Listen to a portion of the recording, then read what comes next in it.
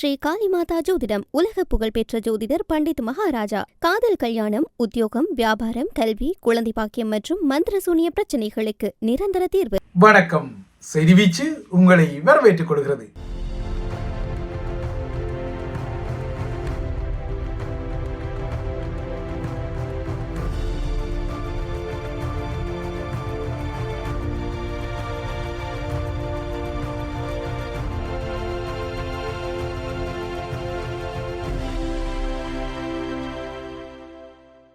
இன்றைய செய்திவீச்சில் இலங்கை மற்றும் உலக நிலவரங்களை நோக்கிக் கொள்ளலாம். முதலில் இலங்கை தீவு பக்கம் பார்வை திருப்பலாம்.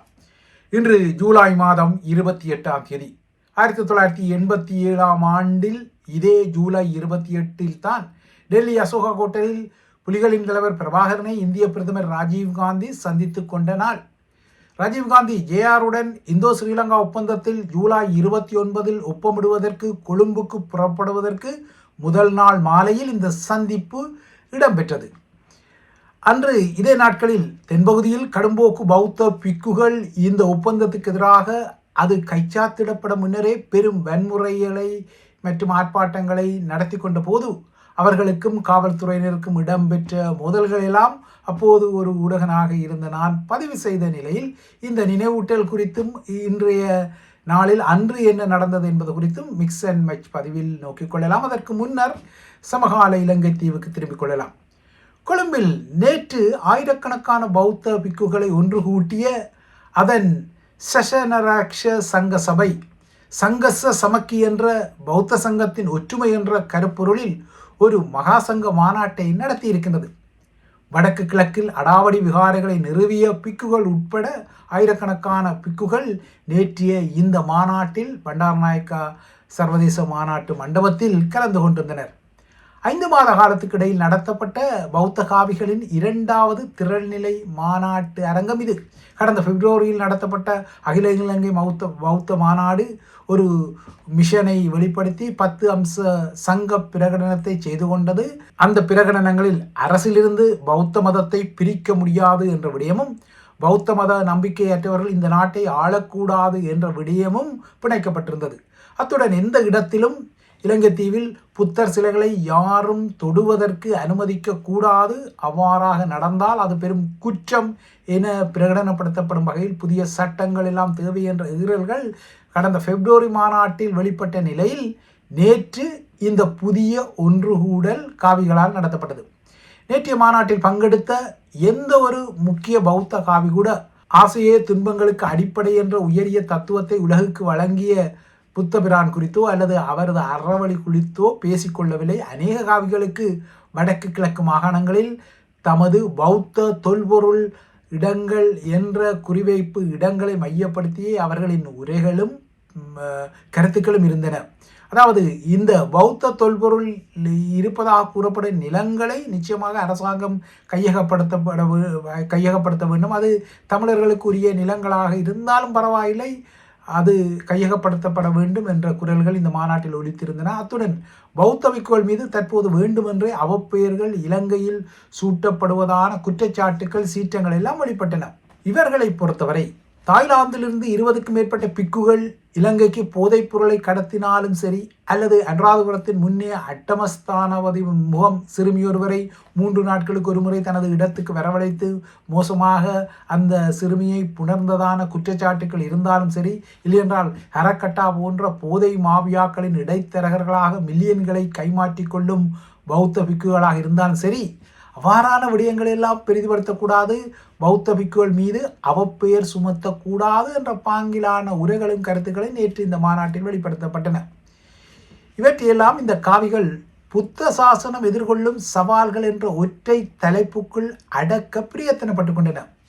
இதன் அடிப்படையில் இந்த மாநாட்டில் உரையாற்றிய இந்துரகர்கே, தர்மரத்ன தேரர் போன்றவர்கள் வடக்கு கிழக்கில் இருப்பதாக கருதப்படும் பௌத்த தொல்பொருள் தளங்களுக்கு வலுவான சட்ட பாதுகாப்பு தேவை எனவும், அது கன்னியாவேர்நூற்று பகுதியாயினாலும் சரி, தையிட்டியாயினாலும் சரி, திருமலை கடற்கரை அடாவடி புத்தர் சிலையை மையப்படுத்திய விடயமானாலும் சரி, அரசாங்கம் இவற்றையெல்லாம் பாதுகாக்க வேண்டும் என்ற நிலை அவரது பேச்சில் இருந்தது. வடக்கு கிழக்கில் 1000க்கும் மேற்பட்ட பௌத்த தொல்பொருள் தளங்கள் உள்ளதாகவும் அவற்றுக்கெல்லாம் ஆபத்து வந்துள்ளதாக உசுப்பேற்றிய தம்மரத்ன தேரர் தமிழர்களுக்கு என்னதான் நில அபகரிப்பு குறித்த கரிசனைகள் இருந்தாலும் அதையெல்லாம் கவனத்தில் எடுக்கக்கூடாது, இந்த இடங்களுக்கெல்லாம் சட்ட பாதுகாப்பு தேவை என குறிப்பிட்டிருந்தார். அதன் பின்னர் புதிய அரசியலமைப்பு பௌத்த மதத்தின் அரசியலமைப்பு தகுதியை பலவீனப்படுத்தக்கூடும் என அலறிக்கொண்டார். பௌத்த பிக்குகளுக்கு எதிராக மக்களை தூண்டிவிட ஒரு திட்டமிட்ட பரப்புரை தற்போது இலங்கை தீவில் நடைபெறுவதாகவும் அவர் குற்றஞ்சாட்டி கொண்டார். இந்த அரங்கில் ஒலிவாங்கியை பிடித்த கொழும்பு பல்கலைக்கழகத்தின் சிங்களத்துறை தலைவர் அகலகட ஸ்ரீ சுமண தேரர் இன்னும் ஒரு வடிமையிலே போய் புலிகளை அழிக்க உதவிய போருக்கு பங்களித்த பிக்குகளின் தியாகங்களை அனுர அரசாங்கம் மறந்துவிடக்கூடாது என எச்சரித்து கொண்டார். இப்போது பிரகரா ஊர்வலங்களில் கூட பௌத்த சக்திகள் வெளிச்சக்திகளின் அழுத்தங்களுக்கும் அவர்களின் எச்சரிக்கைகளுக்கும் உள்ளாக்கப்படுவதாகவும் குற்றஞ்சாட்டி கொண்டார். இந்த மாநாடு கொழும்பில் இடம்பெறுவதற்கு முன்னர் வடக்கு கிழக்கில் தமிழ் மக்கள் மேற்கொள்ளும் பாரம்பரிய கதிர்காம யாத்திரை குறித்து தென்னிலங்கையில் சில குய்யோ முறையோ கருத்துக்கள் வந்திருப்பதை நுட்பமாக அவதானிக்க முடிந்தது. வடக்கு கிழக்கிலிருந்து தமிழ் மக்கள் கதிர்காமத்துக்கு மேற்கொள்ளும் பாரம்பரிய யாத்திரையால் ஜால குமண காடுகள் பாழ்பட்டு போவதாக சுற்றுச்சூழல் ஆர்வலர் என்ற கோதாவில் சுபன் லஹிரு பிரகாஷ் என்ற சிங்களவர் தீவிரமான கொடிபிடிப்பை செய்கின்றார். இந்த ஆண்டுக்கான கதிர்காம பாத யாத்திரை காலம் கடந்த 24ஆம் தேதி அதிகாரப்பூர்வமாக முடிவடைந்து குமண தேசிய பூங்காவுக்குள் மக்கள் நுழைவது மீண்டும் தடை செய்யப்பட்ட நிலையில் இந்த குய்யோ முறியோ குரல் வந்தது. ஏற்கனவே இந்த பாத யாத்திரை காலத்தின் போது சுப்பிரமணி என்ற நாய் கவனத்தை ஈர்த்திருந்தது. ஒரு வழிதவறிய நாய் பாத யாத்திரை பக்தர்களை பின்தொடர தொடங்கியது ஒரு அசாதாரணமான நிகழ்வாக நோக்கப்பட்டது. இந்த நாயின் விடாமுயற்சி பின்தொடர்வால் நெகிழ்ந்த அந்த யாத்திரிகர்கள் அந்த நாய்க்கு சுப்பிரமணி என பெயரிட்டனர். நூற்றுக்கணக்கான கிலோமீட்டர் தூரம் பயணித்த அந்த நாய் குறித்த காணொளிகள் எல்லாம் சமூக ஊடகங்களில் பரவிய நிலையில் இந்த பாத யாத்திரை கிழக்கு நகரமான கல்முனை வழியாக சென்றபோது ஒரு அசம்பாவிதம் நடந்து கொண்டது. உள்ளூர் முஸ்லீம் நபரொருவர் இந்த நாயை உதைப்பது ஒரு காணொளியில் பதிவானது. இந்த காணொளி இணையத்தில் பரவலான சீற்றத்தை சைவ மக்கள் மத்தியிலும் தமிழர்கள் மத்தியிலும் ஏற்படுத்தியிருந்தது. நாயை உதைத்த நபர் ஸ்ரீலங்கா காவல்துறையால் கைது செய்யப்பட்டு மன்னிப்பு கோரப்பட்ட பின்னர் பிணையில் விடுவிக்கப்பட்ட போதிலும் இந்த நாய் தாக்கப்பட்ட சம்பவத்தை தொடர்ந்து சவுதி அரேபியாவில் பணிபுரியும் கல்முனை தமிழரான அனோஜன் இறைதூதர் நபிகள் நாயகம் குறித்து சமூக வலைத்தளத்தில் ஒரு தேவையற்ற பதிவு ஒன்றை வெளியிட்டிருந்தார். அதுவே அவருக்கு பின்னர் சிக்கலாக மாறியிருந்தது. ஒரு கட்டத்தில் இந்த தவறை உணர்ந்த அவர் இந்த பதிவை நீக்கியிருந்தார். இந்த அவமதிப்பு பதிவுக்காக மன்னிப்பும் கோரியிருந்தார். ஆயினும் இஸ்லாமிய விழுமியங்களுக்கு எதிரானதான இணைய உள்ளடக்கத்தை கடுமையாக குற்றமாக்கும் சவுதி அரசாங்கத்தின் கடுமையான இணைய குற்ற எதிர்ப்பு மற்றும் இறை நிந்தனை சட்டங்களின் கீழ் அவர் சவுதி அதிகாரிகளால் கைது செய்யப்பட்டு வழக்கு தொடரப்பட்டார். இப்போது அவர் குற்றவாளி என தீர்ப்பளிக்கப்பட்டு 5 ஆண்டு கால சிறை தண்டனை மற்றும் 3 மில்லியன் ரியால் அபராதமும் விதிக்கப்பட்டுள்ளதாக தகவல்கள் வெளியாகியுள்ளன. இந்த நிலையில்தான் வடக்கு கிழக்கு தமிழர்களின் கதிர்காம பாத யாத்திரையால் நாட்டின் இயற்கை சூழல் அழிவதாக துள்ளும் குரல்கள் தென்னிலங்கையிலிருந்து வருகின்றன. ஆனால் இந்த தென்னிலங்கை குரல்களுக்கு தமிழர் பகுதியில் பௌத்தத்தின் பெயரால் இடம்பெறும் கபலீரங்கள் அல்லது சுற்றுச்சூழல்களுக்கு கேடு விளைவிக்கும் அகழ்வு திட்டங்கள் குறித்து மூச்சு கூட விடுவதற்கு தயார் நிலையில் இல்லை. மாறாக தமிழர்களின் இந்த பழமையான ஆன்மீக யாத்திரை தான் தற்போது தமிழிலேயோரையும் அதிகமாக ஈர்த்து வருவதால் இதனை இனிவரும் காலங்களில் எப்படியும் தடுத்துவிட வேண்டும் என்ற சூட்சுமங்களுடன் இந்த குய்யோ முறையோ குரல்கள் எழுப்பப்படுகின்றன. கடந்த 10ஆம் தேதி முதல் 24ஆம் தேதி வரை 40,000க்கும் மேற்பட்ட தமிழ் யாத்திரிகர்கள் குமணயால பாதுகாக்கப்பட்ட தேசிய வன வழியாக சென்று கதிர்காமத்தை அடைந்துள்ளதாக வயிற்றெரிச்சல் படும் இந்த குரல்கள் 2022இல் இந்த தொகை 28,000ஆக இருந்ததாகவும் அதன் பின்னர் இந்த யாத்திரிகர்களின் தொகை 2025இல் அதாவது கடந்த ஆண்டில் 34,000ஆக உயர்ந்ததாகவும் அதன் பின்னர் இந்த ஆண்டு அதாவது 2026ஆம் ஆண்டு 41,000ஐ தாண்டியதாகவும் லபோ லபோ என கத்திக்கொள்கின்றனர். ஆனால் இவ்வாறு இந்த குரல்கள் லபோ லபோ என அலரும் அளவுக்கு பாதுகாக்கப்பட்ட தேசிய வனப்பகுதியை தமிழ் யாத்திரிகர்கள் சேதப்படுத்தி கொள்வதில்லை. ஏனெனில் யாத்திரிகர்கள் ஓரிடத்தில் பல நாட்கள் தங்கிக் கொள்வதும் இல்லை. மாறாக யாத்திரையில் ஒரு சிறிய ஓய்வெடுப்பை செய்த பின்னர் அவர்கள் நகர்ந்து சென்று விடுவதால் இந்த குரல்கள் அலறிக்கொள்வது போல இந்த பாத யாத்திரையால் இலங்கையின் மிக முக்கியமான 2 வனவிலங்கு சரணாலயங்களாக அடையாளப்படுத்தப்படும் யாலவுக்கோ அல்லது குமணவுக்கோ இல்லைனால் அவை சார்ந்த பல்லுயிர் பெருக்க மையங்களுக்கோ எந்தவித சேதங்களும் ஏற்படுத்தப்படுவதில்லை. மாறாக அவ்வாறான சேதங்களை அரசியல் தொடர்பு கொண்ட வனச்சுரண்டல் வனக்கொள்ளை மாவியாக்கள் தான் செய்து கொள்கின்றார்கள். கதிர்காம யாத்திரைக்காரர்கள் இவரும் யாழக்குமணவில் உள்ள அரிய பல்லுயிர்களையோ உயிருடன் அல்லது அவற்றை கொன்று அவற்றின் தோள்கள் மற்றும் தந்தங்களை வெளிநாடுகளுக்கு கடத்தும் தொழிலை நினைத்து கூட பார்ப்பதில்லை. இவற்றை தென்னிலங்கை மாவியாக்கள் தான் செய்கின்றார்கள். கதிர்காம பாத யாத்திரிகளை தடுக்க வேண்டும் என்ற அடிப்படையில் இப்போது அவர்கள் மீது அபாண்டமான குற்றச்சாட்டுக்கள் எல்லாம் சுமத்தப்படும் நிலையில் தான் மறுபுறத்தே வடக்கு கிழக்கில் உள்ள 1000க்கும் மேற்பட்ட பௌத்த தொல்பொருள் இடங்களை பாதுகாக்க வேண்டும் என நேற்று கொழும்பில் கூடிய பௌத்த மாநாட்டு தலைகள் அலறியதும் ஒரு நாணயத்தின் 2 பக்கங்களாகத்தான் தெரிகின்றன. இதற்கிடையே இலங்கை தீவில் இப்போது அதிகம் பேசுபொருளாகியுள்ள நீதிபதிகளின் ஓய்வு பெறும் வயதை 2 வருடங்களால் உயர்த்தும் முன்மொழிவில் அரசு தரப்பு ஒருபடி முன்னகர்ந்துள்ளது. அதன் அடிப்படையில் அனுரவின் அமைச்சரவை நேற்று இதற்கு அங்கீகாரத்தை வழங்கியுள்ளது. இனி இது ஒரு அரசியலமைப்பு திருத்த மசோதாவாக நாடாளுமன்றத்தில் முன்வைக்கப்படுவதற்கான நகர்வுகள் இடம்பெறலாம். ஸ்ரீலங்கா அரசியலமைப்பின் தற்போதைய விதிகளின்படி மேன்முறையீட்டு நீதிமன்ற நீதிபதிகளின் ஓய்வு பெறும் வயது 63 இருக்கிறது. இதுவே உச்ச நீதிமன்ற நீதிபதிகளாக இருந்தால் அவர்களின் ஓய்வு வயது 65 இருக்கிறது. இதேபோல மாவட்ட நீதிபதிகளின் வயது அதாவது ஓய்வு பெறும் வயது 60 இருக்கின்றது.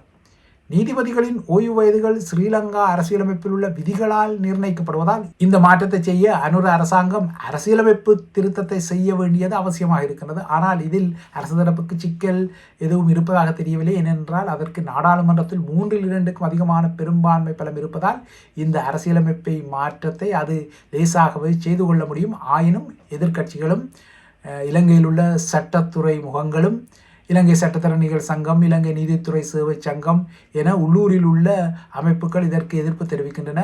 ஏன் அனுரவின் கூட்டணியில் இடம்பெற்றுள்ள கம்யூனிஸ்டுகள் கூட இந்த நடவடிக்கை நீண்டகால தாக்கத்தை ஏற்படுத்தக்கூடிய எதிர்மறை விளைவுகளை உருவாக்கும் என எச்சரிக்கின்றன.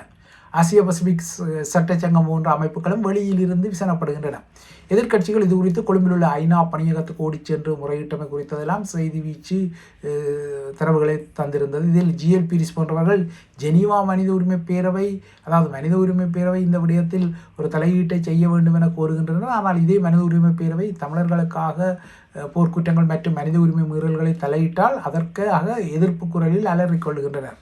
ஆனால் அரசாங்கமோ இப்போதைக்கு இந்த விடயத்தில் விட்டுக் கொடுப்புகளை செய்ய தயாராக இல்லை. அது அனைத்து நீதிபதிகளின் ஓய்வு பெறும் வயதை 2 ஆண்டு காலம் நீடிக்க முடிவு செய்திருப்பதால் இது ஒரு சிக்கலாக இருக்கின்றது. அனுர தரப்பை பொறுத்தவரை முதலில் நீதிபதிகளின் ஓய்வு பெறும் வயதை நீடிப்பது, அதன் பின்னர் அரசு சேவையின் ஏனைய துறைகளுக்கும் இந்த ஓய்வு வயதை உயர்த்தும் திட்டங்களை கொண்டிருப்பதாக உள்ளது. இந்த திட்டங்கள் எல்லாம் அனைத்துலக நாணய நிதியத்தின் பரிந்துரை திட்டங்கள் என்பதால் இவை எதிர்காலத்தில் நடைபெறக்கூடும் என்பதால் இப்போது நீதிபதிகளின் விடயத்தில் இது ஒரு கொதிநிலையாக உள்ளது. இவை இலங்கை விடயங்கள். அடுத்து தமிழக நிலவரங்களை நோக்கி கொண்டால் தமிழக முதலமைச்சர் விஜயின் பணியகம் அது தற்போது இயங்கும் தலைமைச் செயலக கட்டிடமான புனித ஜோர்ஜ் கோட்டையிலிருந்து நாமக்கல் கவிஞர் மாளிகையின் 10ஆம் மாடிக்கு மாற்றப்படுவதாக தமிழ்நாடு அரசு அதிகாரப்பூர்வமாக அறிவித்துள்ளது. இது சோதிடர்களின் பரிந்துரைப்படி இடம்பெறும் மாற்றம் என்ற விமர்சனங்கள் தாவேகா மீது இருக்கும் நிலையில் இந்த இடமாற்றம் அறிவிக்கப்பட்ட நேற்று அதே நாளில் கடந்த வருடம் செப்டம்பர் 27 கரூரில் விஜயை பார்க்க கூடிய போது ஏற்பட்ட கூட்ட நெரிசலில் சிக்கி உயிரிழந்தோரின் குடும்பத்தைச் சேர்ந்த 31 பேருக்கு அரச பணிகளை வழங்கி பிறப்பித்த அரசாணையை உயர்நீதிமன்ற மதுரை கிளை சடுதியாக மீளெடுத்திருக்கின்றது. இது விஜய் தரப்புக்கு ஒரு பின்னடைவாக வந்திருக்கிறது. இந்த பதவி நியமனங்களுக்கு தடை விதிக்க கோரி நாம் தமிழர் கட்சி உட்பட்ட தரப்புகளால் பொதுநல மனுக்கள் தாக்கல் செய்யப்பட்டுள்ள நிலையில் அதன் மீதான நேற்றைய விசாரணையின் பின்னர் இந்த தீர்ப்பு வழங்கப்பட்டுள்ளது. கூட்ட நெரிசலில் சிக்கி உயிரிழந்தோரின் குடும்பத்திற்கு அரச பணி வழங்குவது சட்ட விரோதம் என இந்த மனுதாரர்கள் கோரியிருந்தார்கள். குறிப்பாக உச்சநீதிமன்றம் வழங்கிய பரிந்துரைகளை பின்பற்றாமல் அரச பணி வழங்கப்பட்டுள்ளதாக மனுதாரர் தரப்பு வாதிட்டது. எனினும் பாதிக்கப்பட்ட குடும்பங்களுக்கு சாதாரண பணியே வழங்கப்பட்டுள்ளதாக அரசு தரப்பு கூறினாலும் இது அரசின் கொள்கை முடிவு, இதில் நீதிமன்றம் தலையிட முடியாதென வாதங்கள் முன்வைக்கப்பட்டாலும் இறுதியில் நீதிபதிகள் பிறப்பித்த உத்தரவில் இந்த நியமனங்கள் மீளெடுக்கப்பட்டிருக்கிறது. அதாவது முதல்வர் விஜய் நேரடியாகவே வழங்கிய இந்த வேலை வாய்ப்பு நியமனங்கள் அந்த நியமனதாரர்களுக்கு முதலாவது மாத சம்பளம் கிட்டுவதற்கு முன்னரே அந்த பணிகள் செல்லாது அந்த பணிகள் மீளெடுக்கப்படுவதான ஒரு உத்தரவு நீதிமன்றத்தால் வந்திருக்கின்றது. எனினும் இந்த தீர்ப்பை எதிர்த்து உச்ச நீதிமன்றத்தில் விரைவில் மேன்முறையீடு செய்யப்போவதாக சட்டத்துறை அமைச்சர் நிர்மல் குமார் குறிப்பிட்டிருக்கிறார். இறுதியாக உலக நிறுவனங்களை நோக்கினால் ஈரானின் கோரிக்கையின் அடிப்படையில் தான் அமெரிக்கா ஈரான் மீதான தாக்குதல்களை நிறுத்தியதாக நேற்று அமெரிக்க அரசு தலைவர் டொனால்ட் ட்ரம்ப் குறிப்பிட்டாலும் ஈரானோ இவ்வாறான ஒரு பேச்சுவார்த்தை இடம்பெறவில்லை என கூறுகின்றது.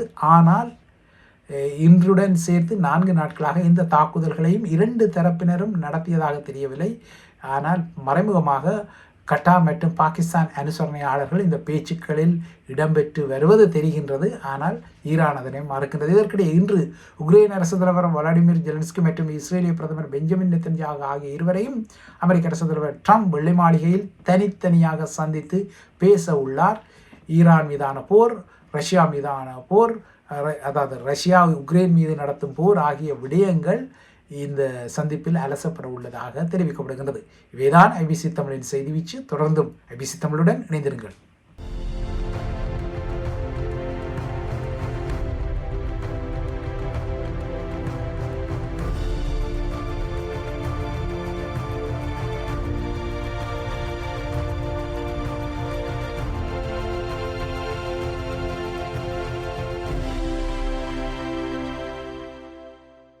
ஸ்ரீ காளிமாதா ஜோதிடம் உலக புகழ்பெற்ற ஜோதிடர் பண்டித் மகாராஜா. காதல், கல்யாணம், உத்தியோகம், வியாபாரம், கல்வி, குழந்தை பாக்கியம் மற்றும் மந்திர சூனிய பிரச்சனைகளுக்கு நிரந்தர தீர்வு.